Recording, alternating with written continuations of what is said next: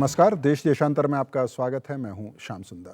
भारत ने पाकिस्तान की तरफ से विदेश मंत्री स्तर की बातचीत फिर से शुरू करने के प्रस्ताव को फिलहाल नकार दिया है। पाकिस्तान की तरफ से मंगलवार को औपचारिक तौर पर यह पेशकश की गई थी, लेकिन भारत का कहना है कि हाल ही में नियंत्रण रेखा पर 2 भारतीय सैनिकों की हत्या और दुर्व्यवहार से जो माहौल पैदा हुआ था वो अभी सुधरा नहीं है। इसके अलावा भारत को ये भी लगता है कि पाकिस्तान की तरफ से जो प्रस्ताव आया है उसमें गंभीरता की कमी है।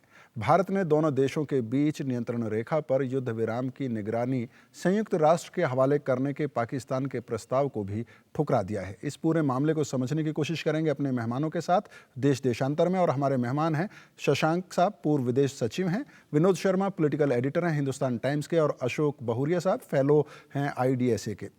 शशांक साहब, आपके साथ अगर बातचीत की शुरुआत करें, एक कोशिश हुई थी दोनों तरफ से ही।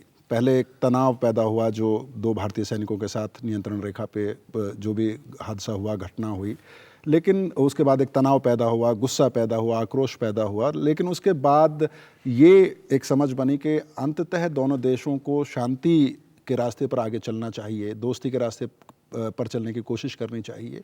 एक माहौल बना के बातचीत फिर से शुरू होनी चाहिए। लेकिन अब जब एक औपचारिक प्रस्ताव आया है पाकिस्तान की तरफ से, भारत ने उसको नकार दिया है। देखिए, मैं ऐसा समझता हूँ, भारत ने तो हमेशा से यही चाहा है कि आपसी रिश्तों को आपसी बातचीत के ज़रिए उसको आगे बढ़ाना चाहिए, और उसको पाकिस्तान के अंदर जिस प्रकार के इस समय समीकरण बदल रहे हैं तेज़ी से, उसकी वजह से भारत को थोड़ा सा रुकना पड़ रहा है कि क्या बात है कि पाकिस्तान के अंदर एकदम से ही कुछ ऐसा लगा है कि सेना और राजनीतिक दलों के बीच में कुछ किसी तरह की जो है अनबन सी हो गई है। जैसे हमने देखा कि वहाँ पे कादरी साहब आए, अपना बड़ा 50,000 के करीब लोगों को इकट्ठा करके ले आए और कहा कि नहीं, ये सब सरकारों को अब निकलना चाहिए और यहाँ पे इलेक्शंस की तैयारी होनी चाहिए, और दूसरा इलेक्शन कमीशन वगैरह, तो इस तरह की बातें हुई। तो इस तरह के जो भी वहाँ के अंदरूनी हालात जिस तरह बदले हैं, तो ये समझ में नहीं आया कि क्या ये वहाँ के समीकरण बनने से सेना अपना किसी तरीके से और आगे दिखाना चाह रही है भारत के रिश्तों में भी और पड़ोसी देशों के रिश्ते में, कि अब सेना का जो है इसमें हस्तक्षेप बढ़ेगा, आधिपत्य बढ़ेगा, तो भारत को जो है सेना के साथ में बात करनी पड़ेगी, बजाय इसके कि वो जो राजनीतिक दलों के साथ में, सिविल सोसाइटी के साथ में करता रहा है। तो हमारे ख्याल से भारत को इसे सोचने की ज़रूरत है कि पाकिस्तान सरकार एक साथ मिलकर भारत के साथ डील करने की कोशिश कर रही है, या किसी तरीके से भारत के अंदरूनी डेमोक्रेसी को टेस्ट कर रही है, भारत के जो फील्ड कमांडर्स हैं उनको टेस्ट कर रही है, और ये कि आपस में जब अंदरूनी जो समीकरण है उसमें दिखाने की कोशिश कर रही है कि वो जो है राइट ऑन टॉप बैठे हुए हैं। मतलब मामला काफ़ी पेचीदा है। विनोद शर्मा जी, कोई बहुत उत्साहित नहीं होंगे आप इस खबर से कि विदेश मंत्री स्तर की बातचीत का जो प्रस्ताव आया वो बातचीत शुरू नहीं हो पा रही है। अभी भी भारत के विदेश मंत्री सलमान खुर्शीद का ये कहना है कि माहौल वैसा नहीं है कि जिसमें बातचीत शुरू हो सके। शशांक साहब ने कहा कि हालात पेचीदा हैं, लेकिन हालात सरल तो शायद ही कभी रहे हों भारत और पाकिस्तान के बीच। नहीं, सरल कभी नहीं रहे, और मैं समझता हूँ कि डायलॉग करना पड़ता है। ये बात अलग है कि कभी कभी डिप्लोमेसी ऑफ प्रोटेस्ट या कोअर्सिव डिप्लोमेसी ये लागू की जाती है, लेकिन ये शॉर्ट लिव्ड और शॉर्ट टर्म मेजर्स होते हैं, ये सस्टेनेबल नहीं है हम जैसे मुल्क के लिए, और ख़ासकर ऐसी स्थिति में जब पाकिस्तान आज के दिन एक तरह का बैटल ग्राउंड है उस लड़ाई के लिए जो आतंकवाद से लड़ी जा रही है। वो स्वयं भी लड़ रहे हैं, उनकी सपोर्ट नेटो फोर्सेस को भी चाहिए, और 2014 में जो अमेरिकन्स ने विड्रॉ करना है अपने ट्रूप्स को प्रोग्रेसिवली विड्रॉ करना है, वहाँ तो काफ़ी रहेंगे ट्रूप्स, लेकिन ज़्यादातर विड्रॉ होंगे, तो उसके चलते उनके अंदर की जो स्थिति है वो ठीक रहनी चाहिए। तो इसलिए मेरा ये मानना है कि जो LOC के चलते टेंशन्स हैं वो they will dissipate sooner than later, ये मेरा अपना पर्सनल असेसमेंट है, क्योंकि वो सस्टेनेबल नहीं है because of many other factors, जिसमें पाकिस्तान और भारत का शायद सीधा संबंध ना हो और हम पे अंतर्राष्ट्रीय दबाव आएगा। ये बात रही बात कि उनका जो प्रस्ताव था, वो एक प्रेस रिलीज़ के स्वरूप में खीना रब्बानी खार की पेश किया गया हमारे डिप्टी हाई कमिश्नर को, जब वो उनको बुलाया गया वहाँ फॉरेन ऑफिस में। इस्लामाबाद में जी। तो मैं समझता हूँ कि ये तरीका प्रस्ताव देने का सही नहीं है, प्रेस रिलीज़ का। अगर कोई फॉर्मल सरकार की तरफ से उनकी कम्युनिकेशन हो तो उस पर भारत सरकार विचार करेगी। ये बात मैं ये नहीं कहूँगा, मैं ये शब्द इस्तेमाल नहीं करूँगा कि कहूँगा कि रिजेक्ट कर दिया है, लेकिन उसको स्वीकार अभी फौरी तौर पे नहीं किया है। और वो मुझे लगता है कि महीने 1.5 महीने में जब मामला थोड़ा शांत हो जाएगा, और बीच में एक और स्टेटमेंट भी आई है होम मिनिस्टर की, जिसके चलते आतंकवाद में जो भारत के भीतर आतंकवाद है उस पर, और उसके चलते जो हाफिज सईद का रिस्पांस रहा है, वो भी मैं समझता हूँ एक तरह से उसने एटमॉस्फेयर को थोड़ा सा मुश्किल बनाया है भारत को एकदम रिस्पॉन्ड करने के लिए, जो तजवीज़ है हिना रब्बानी खार की। लेकिन उनको फॉर्मली और अच्छे तरीके से जो एक डिप्लोमेटिक तरीका होता है वैसे ये इनविटेशन भेजना चाहिए, और उसके बाद मैं समझता हूँ बातचीत होगी, ज़रूरी होगी। और हमको भी एक बात और कि देखिए, ये जो बातचीत का प्रस्ताव आया है ये हमारे प्रधानमंत्री के बयान के बाद आया है, जब हमारे प्रधानमंत्री ने कहा कि it can not be business as usual अगर इस तरह के हादसे लाइन ऑफ कंट्रोल पे होते रहेंगे। तो इसमें मैं ये देखता हूँ कि जो पहले वो एक थर्ड पार्टी इंटरवेंशन की बात कर रहे थे, United Nations military observers group for India and Pakistan, कि उसके जरिए तहकीकात करवाई जाए कि इस इंसिडेंट में क्या हुआ। भारत रिकग्नाइज नहीं करता है उन मौक़िफ़ को, और 72 के अकॉर्ड से रिकग्नाइज नहीं करता है, क्योंकि आज के दिन जो एलओसी है वो बायलैटरली नेगोशिएटेड एलओसी है, आपस के मामला है, बायलैटरली नेगोशिएटेड है। और उनमो जो है वो अगर वहां पर वायलेशंस होती हैं तो उसकी कंप्लेंट्स पाकिस्तान तो देता है उनमो को, लेकिन भारत ने आज तक नहीं दी। भारत चाहता है कि दोनों देशों के बीच में वो जो शिमला का जो शिमला पैक्ट है उसका the essence of Shimla is bilateralism, और शिमला पैक्ट जो है वहां की पार्लियामेंट ने रेटिफाई किया हुआ है और उसीलिए शायद डीजीएमओज की बातचीत हुई दोनों देशों की, और एक तरह से जब सीज फायर को रिस्पेक्ट करने की बात की पाकिस्तान की तरफ से तो भारत ने उसको स्वीकार किया। मैं लौटूंगा विनोद जी आपके पास। अशोक साहब, आपने हमारे दोनों मेहमानों को सुना, अगर मैं आपसे ये जानना चाहूँ कि ऐसे में भारत की क्या नीति हो सकती है? जैसा शशांक साहब ने कहा कि बहुत पेचीदा स्थिति है, विनोद जी ने भी और उसमें कई बातों का इजाफा किया कि क्यों अभी बातचीत नहीं हो सकती। आपकी नज़र में अब भारत को क्या रुख अख्तियार करना चाहिए, क्या नीति होनी चाहिए पाकिस्तान को लेकर इस समय? देखिए, भारत ने हमेशा ये स्टांस लिया है कि एक द्विपक्षीय वार्तालाप के जरिए में सारे जो मसले हैं उनके हल निकलने चाहिए। मैं विनोद शर्मा जी से सहमत हूँ कि ये औपचारिक तौर पर ये इन्विटेशन नहीं दिया गया था जो वार्तालाप के लिए। हिना रब्बानी खार ने जो है औपचारिक तौर पर नहीं दिए थे, कि इनफॉर्मली कन्वे किया गया था। इसीलिए शायद हम नकारा नहीं, अभी तक हम कह रहे हैं कि अभी हालात नहीं है कि हम बातचीत कर सके। जैसे एम्बेसडर शशांक ने बोले कि वहाँ पे हालात जो है ना अभी बड़ा पेचीदा है, और वहाँ पे जो फॉर द फर्स्ट टाइम आप देखेंगे कि both vernacular media, English media and audio visual media में वो एलओसी नियंत्रण रेखा को लेकर इतना कुछ डिस्कशन अभी हुआ नहीं है वहाँ पे। अभी हाल ही में बस कल और परसों में देख रहा था कुछ ना कुछ वो वहाँ पे आ रहा है धीरे धीरे, लेकिन वो इतने परेशान है अपने आप में कि हिंदुस्तान की तरफ अभी ध्यान इतना नज़र नहीं दिए हैं। हालांकि वो डिप्लोमेटिक तौर पर इस तरह की बातें हो चुकी है, हिना रब्बानी खार ने कहे हैं, UNMOGIP को लेकर यूनाइटेड नेशन सिक्योरिटी काउंसिल में भी बात की जा रही है।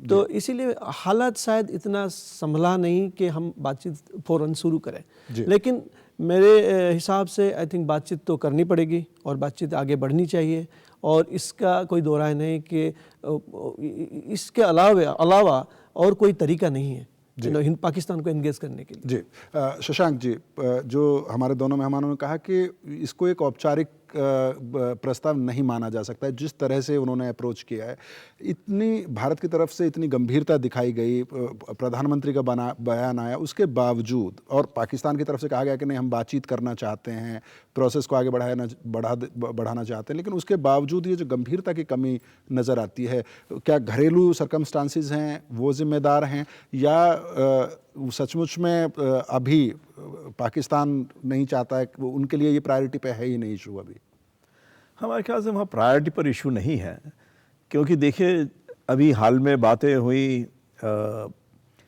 वीज़ा रिलैक्सेशन के बारे में, जी ट्रेड लिबरलाइजेशन के बारे में, तो ख़ास करके ट्रेड लिबरलाइजेशन में कुछ अभी वो आगे बढ़ नहीं पाए। MFN वगैरह के बारे में उनको अपनी सेना से भी परमिशन नहीं मिल पा रही है। कभी कहते हैं कि बिज़नेस लॉबीज़ जो हैं वो इसके ख़िलाफ़ हैं। जी दूसरा, वीज़ा लिबरलाइजेशन मीनिंगलेस टाइप के सही हो रहे हैं अभी, तो बहुत ही कम ऐसा लगता है कि जो नॉर्मल वीज़ा टाइप के रिलेशंस होंगे उसमें अभी 50 साल लगेंगे, जिस तरीके से पाकिस्तान चलना चाहता है। फिर तीसरी बात मैं ये कहूँगा कि वो उनको मालूम है कि भारत डायरेक्ट टॉक्स ही करना चाहता है, तो इसलिए वो टीज़ करना चाहते हैं भारत को। अच्छा, अब आइए, नहीं तो हम UN में जा रहे जी। हैं, नहीं तो हम UNMOGIP को कहेंगे, नहीं तो हम जो है अमेरिका को शिकायत करेंगे कि हम तो बहुत अच्छे हैं, जी भले आदमी हैं, और ये भारत जो है ये शोर मचाया जा रहा जी। है। तो मेरे ख्याल से वो एक तरीके से भारत के साथ में वो देखना चाहते हैं कि भारत उनके जो इस तरह के जो रवैये हैं, धीरे ढीले चलने के, नहीं काम करने के, तो उस पर कैसे रिस्पॉन्स करेगा। और दूसरी बात, वो देखना चाहते हैं कि वेस्टर्न कंट्रीज जो इस समय बहुत ज़्यादा डिपेंडेंट होते जा रहे हैं पाकिस्तान आर्मी के ऊपर, जी अपने विड्रॉल के लिए और आगे के वहाँ पे स्टेबिलिटी के लिए, और अपने जो टॉक्स कर रहे हैं वो कुछ तालिबान एलिमेंट्स के साथ में, जिसके लिए वो मदद कर रहे हैं, तो वो देखना चाहते हैं कि अब उनको हर लेवल पे कितना ज़्यादा मदद वो आगे बढ़ सकते हैं, जी। और कितना वो चाहते हैं कि अमेरिका जो है उनको और क्या क्या दे सकता है पैसे के अलावा। जी और उन्होंने कई सारी डिमांड्स रखी हैं अमेरिका के साथ जी, में, तो वो जी। आपस में नेगोशिएशन चलते रहते हैं। जी। तो भारत को दिखाना चाहते हैं कि देखिए भारत आगे नहीं बढ़ रहा है। उन्होंने कहा कि बायलैटरल टॉक्स करेंगे, बायलैटरल नहीं करते हैं। हमने कहा UN में चले जाइए, UN भी नहीं करते हैं। अमेरिका को जो है वो हम बीच में लाना चाहते हैं, तो वो कहते हैं नहीं, बायलैटरल करा जाएगा। जी। तो इस प्रकार से हमको लगता है कि वहाँ की सेना जो है ना वो सीरियस नहीं है बायलैटरल रिलेशंस आगे सुधारने में। जो उनकी सिविलियन गवर्नमेंट थी, उन्होंने ज़रूर कहा था कि हम बहुत सीरियसली आगे बढ़ना चाहते हैं, लेकिन लगता है कि पीछे से उनको खींचा जा रहा है। लेकिन पूरा एस्टेब्लिशमेंट एकजुट नहीं है इसको लेकर। विनोद जी सहमत हैं शशांक जी की बात से? देखिए, मैं थोड़ा सा इसमें डिफरेंटली सोचता हूँ। मैं समझता हूँ कि आपने कहा कि ये मुद्दा अहम नहीं है उनके लिए। ये मुद्दा शायद वहाँ पब्लिक कॉन्शियसनेस में नहीं है, शायद मीडिया की कॉन्शियसनेस में नहीं है, लेकिन LOC का मुद्दा ये कहना कि उनके लिए इम्पोर्टेंट नहीं है, या आर्मी के लिहाज से या फॉरेन ऑफिस के लिहाज से, वो उचित नहीं होगा। क्योंकि अगर बॉर्डर्स पे टेंशन होती है तो जो संबंधित इदारे होते हैं उनमें थोड़ी सी एंग्जाइटी होती है। और मैं ऐसे समझता हूँ कि ये जो यूनाइटेड नेशंस में उन्होंने जो बात कही, उसका सही रूप से हमारे रिप्रेजेंटेटिव ने, हरदीप पुरी ने जवाब दिया वहाँ पर जी। और यूनाइटेड नेशंस में वो वक्तन बवक्तन इस बात को उठाते रहते हैं, कश्मीर को इंटरनेशनलाइज करने की कोशिश करते हैं। लेकिन लगभग ये बात तय हो चुकी है पिछले कई वर्षों से कम मुशर्रफ के कार्यकाल के बाद से, कि जो यूनाइटेड नेशंस की रेजोल्यूशंस हैं उनको दरकिनार किया जाए और जो बातचीत है वो बायलैटरली। लेकिन विनोद जी, जब आप ये कहते हैं, आपने पहले भी कहा कि ये बिल्कुल साफ हो चुका है कि आपसी जो मुद्दे हैं वो दोनों देशों के बीच में जो फोरम मौजूद हैं आपसी सहमति से वहीं चर्चा हो सकती है। ये सब समझते हुए भी क्या वजह है कि पाकिस्तान ने ये मुद्दा एक बार फिर UN में उठाया और LOC के युद्ध विराम की निगरानी की मांग रखी या प्रस्ताव रखा कि UN की जो बॉडी है वो निगरानी करे? देखिए, वो UNMOGIP को हमेशा से रिकग्नाइज करते रहे, 72 के बाद से भी करते रहे, जैसे मैंने आपको बताया। लेकिन हमने एक्सेप्ट नहीं किया UNMOGIP का supervisory role along the LAC, क्योंकि हम शुरू से ये कहते रहे कि ये एक बायलैटरली नेगोशिएटेड सीज फायर है और हमारे पास अब एक अकॉर्ड है 72 का accord, which held us in good state until Kargil happened. Kargil तक तो हमारे यहाँ बीच में कोई जंग नहीं हुई ना, और कारगिल भी लोकलाइज वॉर थी। तो मैं ये समझता हूँ कि भारत कोई निरीह नहीं है कि अगर वो किसी लोगों को जाके बता रहे हैं तो हम भी बताएंगे ना जाके कि हमारा पक्ष क्या है। और कम से कम जो हमारे साथ अन्याय हुआ है, हमारे उस सोल्जर के साथ अन्याय हुआ है जो कि बेहेड हुआ है वहाँ पर, वो मैं समझता हूँ कि बातचीत के दौर में ऐसा कोई काम करना ये तो शोभा नहीं देता किसी भी प्रोफेशनली ट्रेंड आर्मी को। ये बात अलग है कि जब लड़ाइयाँ होती रही हैं तो दोनों तरफ से एक्सेसेस हो जाती हैं, लेकिन ये तो एक LOC 2003 से लेकर सीज फायर जो शुरू हुई थी, it is very robust military CBM जो हमारे और पाकिस्तान के बीच में। और अगर कोई इसको डिस्ट्रॉय करने की कोशिश कर रहा है तो हमारा आर्गुमेंट ये होना चाहिए कि ये दायित्व बनता है वहाँ की सरकार का और वहाँ की फौज का क्योंकि ये जो सीज फायर थी ये एक फौजी हुक्मरान के कार्यकाल के दौरान ये सीज फायर हुई थी, और इस सीज फायर के चलते हुए 2004 का वाजपेयी और मुशर्रफ का अकॉर्ड हुआ, जिसमें उन्होंने कहा कि हम अपनी टेरिटरी को उनके खिलाफ इस्तेमाल नहीं करने देंगे। तो हम बहुत मजबूती से ये अंतर्राष्ट्रीय समुदाय को बता सकते हैं कि इस वक्त भारत जो है वो एक रॉन्ग नेशन है। और मैं बार बार अनुरोध करूंगा, देखिए दिसंबर 2001 के बाद जब हमारी पार्लियामेंट पे अटैक हुआ तो फौजें बिछा दी गईं उस समय की तात्कालीन सरकार के द्वारा पूरे बॉर्डर पर। और उसका क्या निष्कर्ष निकला? क्या हमने गोलियां चलाई वहां पर? नहीं, हमने नहीं चलाई। वो कोर्सिव डिप्लोमेसी थी, वो कोर्सिव स्ट्रेटेजी थी, लेकिन वो कोर्सिव स्ट्रेटेजी में कितना हमारा पैसा खर्च हुआ for the movement of those troops, और उसके बाद हमने फिर बातचीत की। लेकिन उस वक्त आपने इसलिए किया, माजरत चाहता हूं, मैं किसी पार्टी का नाम नहीं ले रहा हूं, क्योंकि 2002 में इलेक्शन होने वाले थे उन स्टेट्स में जहां 2012 में हुए, 2002 से 2007, 2007 के बाद 2012, तो उन स्टेट्स में मिला कि भारत और पाकिस्तान के जो डिप्लोमेटिक रिश्ते हैं, घरेलू राजनीति एक बहुत बड़ा बिल्कुल अनफॉर्चुनेट है कि पब्लिक, देखिए डोमेस्टिक पॉलिटिक्स में अपने ऑब्जेक्टिव्स को अटेन करने के लिए हमको तलख बात कर इन रिश्तों को और कड़वा के घाट नहीं उतारना चाहिए। ये हमारे देश की आने वाली नस्लों के लिए अच्छा नहीं होगा। विनोद शर्मा जी इस चर्चा को और आगे बढ़ाएंगे, जो दूसरे पहलू हैं इस बातचीत के उन पर भी चर्चा करेंगे, लेकिन फिलहाल वक्त है एक छोटे से ब्रेक का।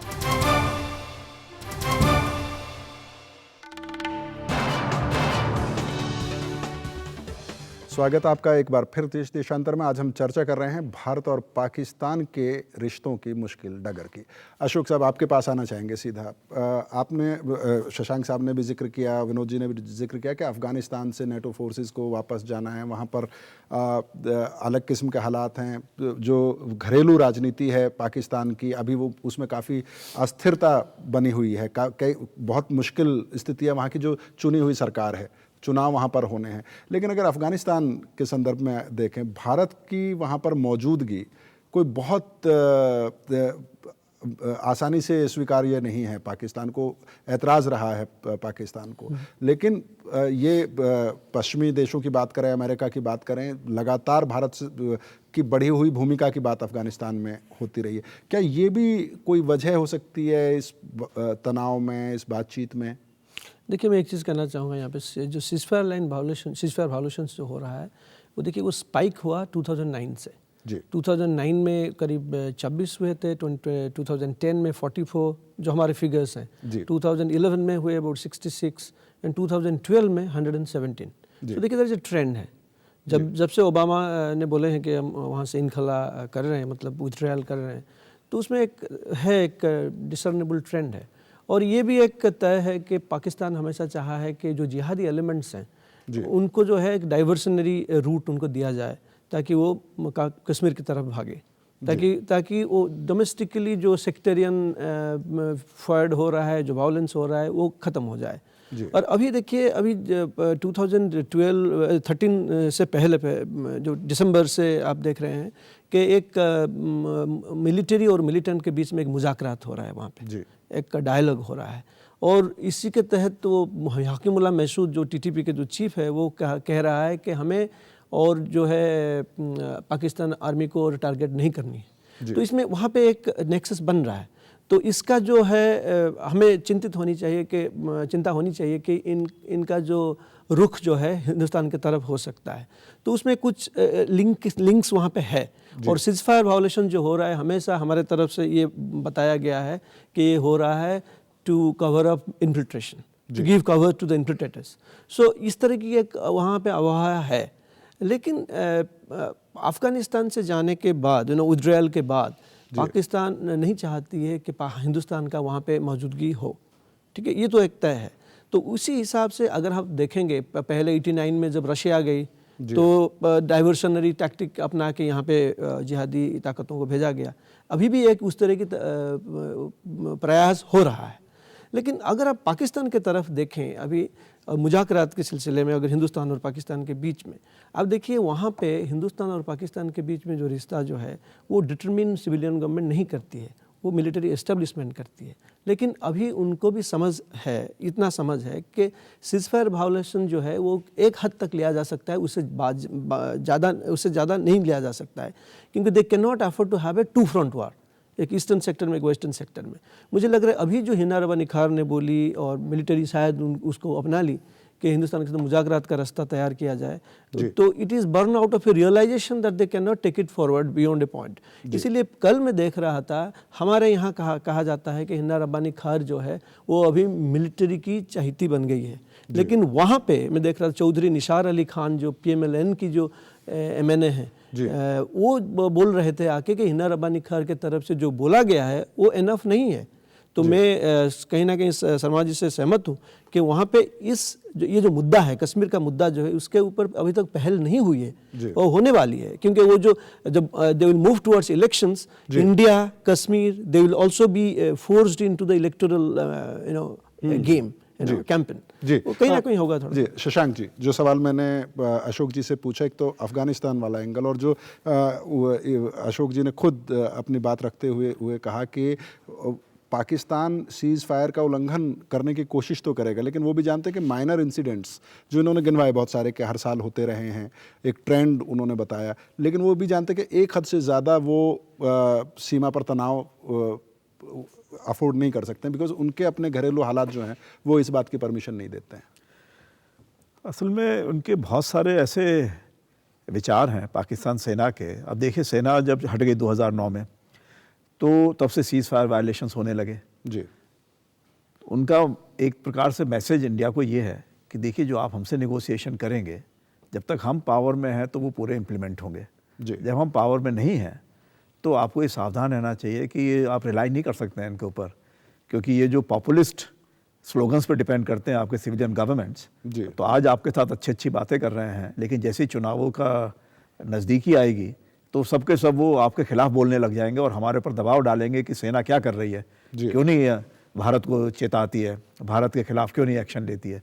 तो एक प्रकार से मैं सोचता हूँ कि जो वहाँ पे सेना और सिविलियंस के बीच में जो कंपटीशन रहता है, उसमें भारत एक तीसरा पहलू बन जाता है और हमेशा से बनता रहा है, पुराने ज़माने से। जिया साहब के टाइम पे भी यही था, वो कहते थे कि जो मैं आपको दे सकता हूँ हर एक चीज़ दे दूंगा, शिमला एग्रीमेंट से ज़्यादा दे दूंगा, लेकिन मुझको यहाँ पे रहने दीजिए। इसी तरीके से मुशर्रफ साहब ने भी जो है, जब देखा कि वो देश उनका बहुत क्रिटिकल पोजीशन में पहुँच चुका है और अमेरिका बहुत खिलाफ एक्शन लेने वाला था उनके अगेंस्ट, तो उन्होंने कहा कि नहीं, अब हम दोस्ती करेंगे और सब चीज़ें, और देखिए उनके समय में सब चीज़ें ठीक रही थी।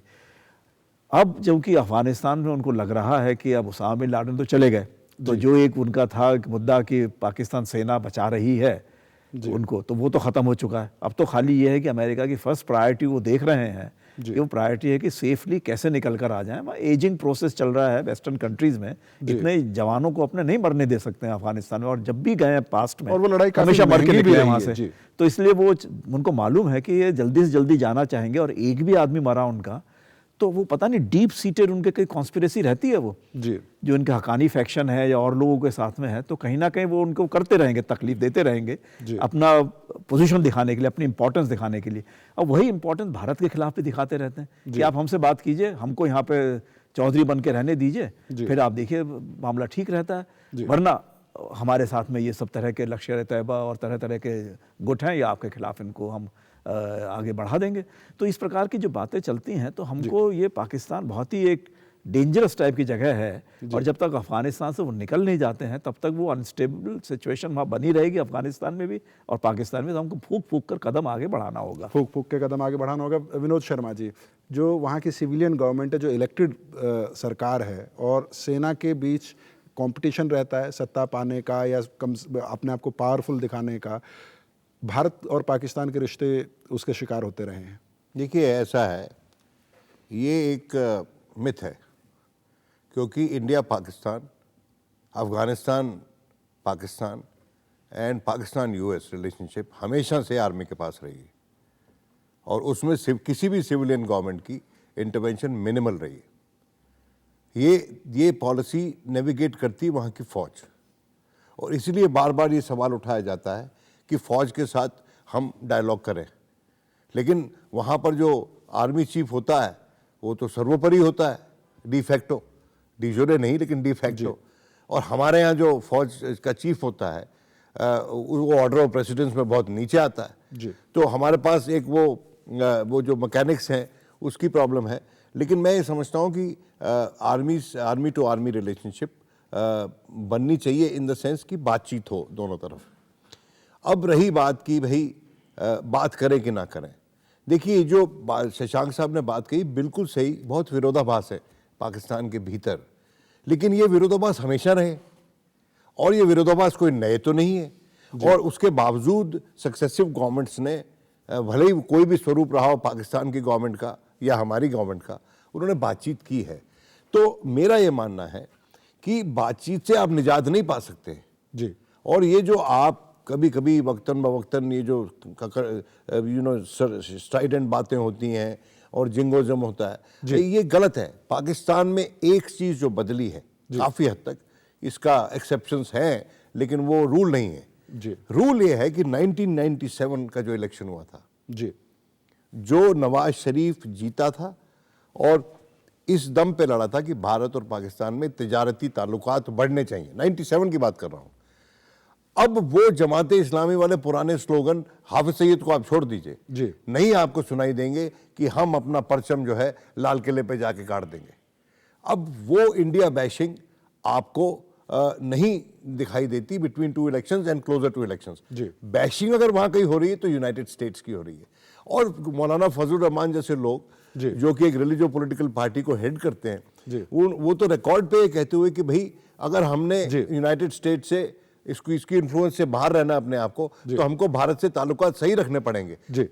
आप समझे कि नहीं? जी, और अगर जी, सही जी, नहीं होंगे तो कार्यक्रम उनको का एक समय excuse मिलेगी आने के बिल्कुल लिए। खत्म हो चुका है। आपकी इसी टिप्पणी के साथ कार्यक्रम को यहीं विराम देंगे। और जैसा कि राजनीति के राजनयिक जानकार हमेशा से कहते रहे हैं कि एक शांत और समृद्ध पाकिस्तान पाकिस्तानियों के पक्ष में शायद उतना नहीं है जितना भारत के लिए ज़रूरी है। दोनों देशों के बीच रिश्ते सामान्य हो सकें, ये कोशिशें हमेशा जारी रहनी चाहिए। देश देशांतर में आज इतना ही। कल इसी समय आपसे फिर मुलाकात होगी, तब तक के लिए मुझे अनुमति दीजिए। नमस्कार।